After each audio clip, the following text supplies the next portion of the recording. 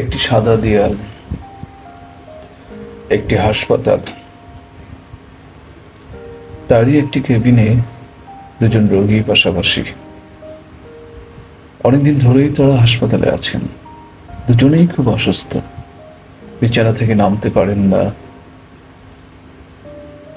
কোনো রকমে হয়তো হাঁটুতে একটু ভর দিয়ে বিছানায় বসতে পারেন। এর বাইরে হাঁটাহাঁটি করা বা এক বিছানা থেকে আর এক বিছানায় যাওয়া, এসব কিছুই তাদের সামর্থ্যের বাইরে।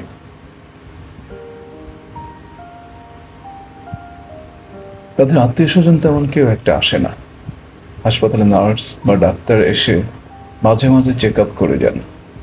তাদের যে অসুখ সেটাও ভালো হওয়ার নয়, এখন শুধু মৃত্যুর অপেক্ষা।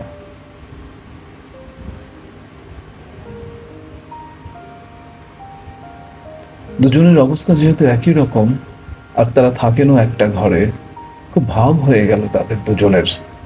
যতক্ষণ ঘুমান তো ঘুমান, জেগে থাকলে শরীরটা কিছুটা ভালো লাগলে একজন আরেকজনের সাথে নানা রকম গল্প করেন। এর মধ্যে একজনের বিছানা জানালার পাশে, আরেকজনের দেয়ালের পাশে। বিকেল হলেই দুই বন্ধু বিছানায় উঠে বসতেন আর গুটুর গুটুর করে গল্প করতেন একজন আরেকজনের সঙ্গে।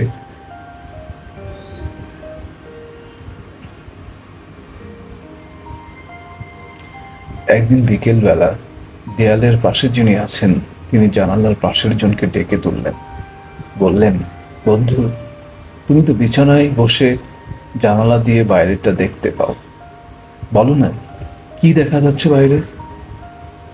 কতদিন আকাশ দেখি না, সবুজ ঘাস দেখি না, পাখি, মানুষ, শিশুদের কলকাকলি শুনি না। শুনে তার বন্ধুটি কিছুক্ষণ তাকিয়ে থাকলো, তারপর সাথে সাথে বিছানায় উঠে বসলো আর জানালার দিকে তাকিয়ে একের পর এক দৃশ্য বর্ণনা করে যেতে লাগলো। বলল, ওই তো দেখা যাচ্ছে বিশাল এক লেক। ও বন্ধু, তোমাকে বলে বোঝাতে পারবো না। সেই লেকের পানি যে কতটা নীল। আর ওটা কি, মাছরাঙা না? আরে আরে, এই যে দেখছি এক ঝাঁক রাজহাঁস, কি সুন্দর করেই না জলে ঝাঁপাঝাঁপি করছে। শুনতে শুনতে দেয়ালের পাশের বন্ধুর চেহারাটা আনন্দে চকচক করে উঠল।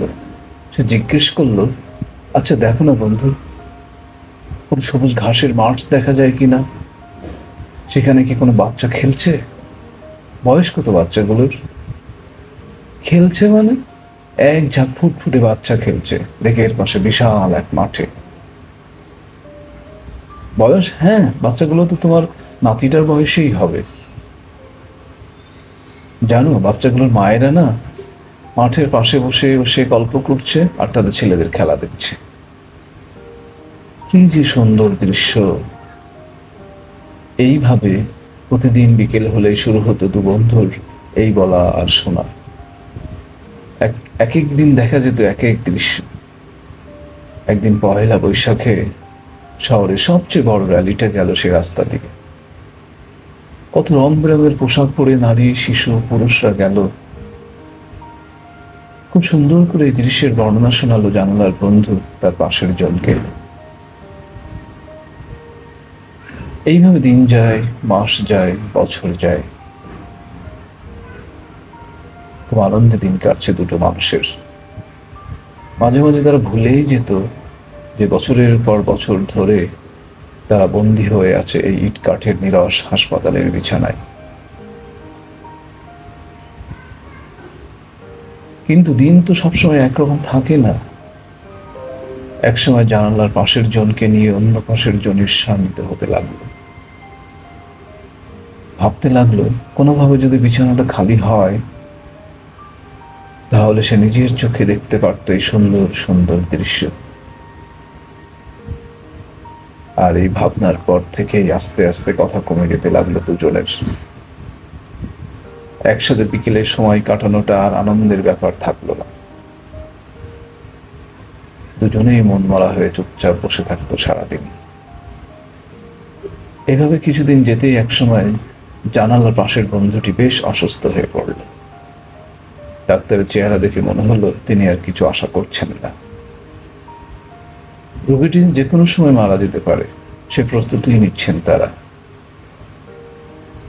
একটাতে সত্যি সত্যিই বন্ধুটি মারা গেল। খালি হয়ে গেল বিছানাটা। খালি বিছানার দিকে তাকিয়ে হঠাৎ তার মনে পড়ল, আরে এই বিছানায় গেলে তো আমিও জানালা পাবো, দেখতে পাবো বাইরের সব কিছু। নার্সকে বলে সেদিনই সে বিছানা বদলালো। জানালার পাশের বিছানায় শুয়ে সে ভাবতে লাগলো, আজ বিকেল হলেই জানালা দিয়ে তাকিয়ে কত সুন্দর সুন্দর দৃশ্য না সে দেখতে পাবে। এতদিন যা সে শুধু শুনেই গেছে। বিকেল হলো, অনেক কষ্টে সে বিছানায় উঠে বসলো, তাকালো জানালা দিয়ে। কিন্তু এ কি? এই যে স্রেফ সাদা একটা দেয়াল, কোথায় লেক, কোথায় মাঠ, কোথায় রাজহাঁস? কিছুই তো নেই এখানে এই সাদা দেয়ালটা ছাড়া। তবে কি এতদিন তার বন্ধু তাকে বানিয়ে বানিয়ে এসব বলে গেছে? শুধুই তাকে আনন্দে রাখার জন্যে? আর সে তাকে এত ভালোবেসেছে যে বন্ধু ঈর্ষার বশে সে তারই অকল্যাণ কামনা করেছে। মনে মনে ভেবেছে মারা গেলে এই বিছানায় এসে যেতে পারত। ঈর্ষার কারণে তার বন্ধু যেমন মৃত্যুর দিকে এগিয়ে গেছে, তেমনি তাকেও আজ বরণ করে নিতে হয়েছে নিঃসঙ্গ নিরানন্দ জীবনের যন্ত্রণা। একটা সাদা দেয়াল।